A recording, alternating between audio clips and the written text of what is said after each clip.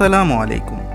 সর্দি, জ্বর, গ্যাস্ট্রিক, কাটাছেঁড়া এসব তো হঠাৎ করেই হয়, তাই বাসায় সবসময় 5টা ওষুধ রাখা উচিত, যা ছোটোখাটো সমস্যায় সঙ্গে সঙ্গে ব্যবহার করা যায়। আজকের এই ভিডিওতে আমরা জানব বাসায় রাখা উচিত এমন 5টা ওষুধ সম্পর্কে। চলুন তাহলে কথা না বাড়িয়ে ভিডিওটি শুরু করা যাক। Number 1, paracetamol.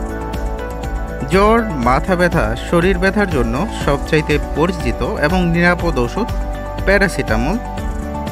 নাপা, এইস ইত্যাদি নামে এই ওষুধটি আমরা বাজারে কিনতে পাই।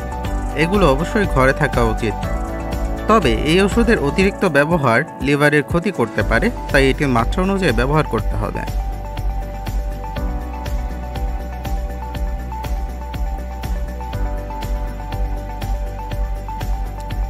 Number 2, antacid. অ্যান্টাসিড মূলত গ্যাস্ট্রিক বা অ্যাসিডিটির সমস্যা প্রায় সবারই হয়ে থাকে, সেই ক্ষেত্রে ব্যবহার করা হয়ে থাকে। এছাড়াও ইসোমিপ্রাজোল, ওমিপ্রাজোল এগুলোর ট্যাবলেট অথবা অ্যান্টাসিড সিরাপ ঘরে থাকলে কাজে দেয়। খালি পেটে ওষুধ কিংবা খাবার আগে ওষুধ সেটা অবশ্যই জেনে খেতে হবে। ওআরএস বা ওরাল রিহাইড্রেশন সলিউশন। ডায়রিয়া বা অতিরিক্ত ঘাম হলে শরীরে পানির ঘাটতি হয়।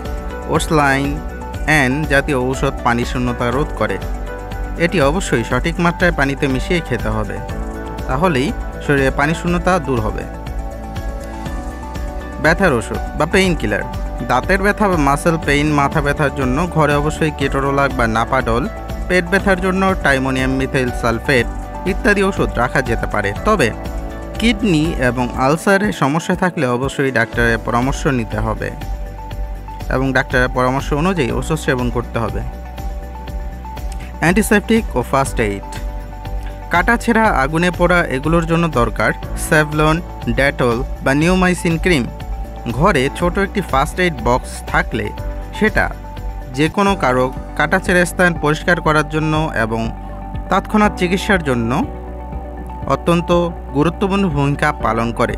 তাই চেষ্টা করবেন বাসায় একটি ফার্স্ট এইড বক্স রাখার জন্য এবং ফার্স্ট এইড বক্সে প্রয়োজনীয় উপকরণগুলোকে সন্নিবেশিত করার জন্য বা সাজিয়ে রাখার জন্য, যাতে প্রয়োজনীয় মুহূর্তে সেটা ব্যবহার করতে পারেন। এই 5টি ওষুধ সবসময় ঘরে থাকলে আপনি হালকা সমস্যার প্রাথমিক চিকিৎসা দিতে পারবেন। তবে ওষুধ কখনো ডাক্তার ছাড়া দীর্ঘ সময় খাবেন না।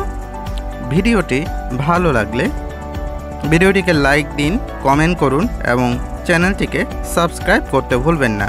এরকম আরও ভিডিওর জন্য চ্যানেলটিকে সাবস্ক্রাইব করে বেল আইকনটি চেপে রাখুন এবং আমাদের ফেসবুক পেজটিকে ফলো করতে পারেন। যে কোনো রকমের প্রশ্ন জিজ্ঞাসা করুন আমাদের হোয়াটসঅ্যাপে অথবা কমেন্ট বক্সে। ধন্যবাদ সবাইকে ভিডিওটি দেখার জন্য।